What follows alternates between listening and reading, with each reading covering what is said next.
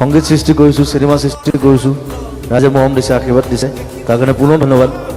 কিন্তু চৰকাৰৰ ফালৰ পৰা বিশেষ একো নেদেখিলোঁ, বিশেষ উন্নয়ন, বিশেষ AGP দেখিলোঁ, কংগ্ৰেছ দেখিলোঁ, এতিয়া BJP দেখিছোঁ, সকলোখিনি একেই, চব লংকাত গ'লে ৰাৱণ হৈ যায় প্ৰথম কথা। গতিকে সেইটো বস্তু বাৰে বাৰে নহ'ব, বাৰে বাৰে গোটেই জীৱনটো যদি এইটো চাই থাকিবলৈকে জন্ম হৈছোঁ আৰু তেনেহ'লে বেলেগ দেশত গুচি যোৱা ভাল, বেলেগ জেগাত গুচি যোৱা ভাল। গতিকে কিন্তু যাবৰ মন নাই অসম এৰি, প্ৰথম কথা।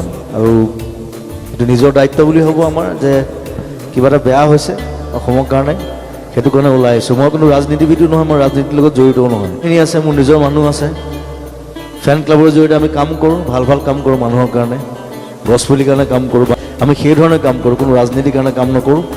আৰু মোৰ ৰাজনীতিত যাব মনো নাই দেই, বহুতে জোৰ কৰি আছে মোক, মন নাযাওঁ কেতিয়াও। ৰাইজৰ মাজত থাকি কাম কৰিম, ৰাইজৰ কাৰণে কাম কৰিম।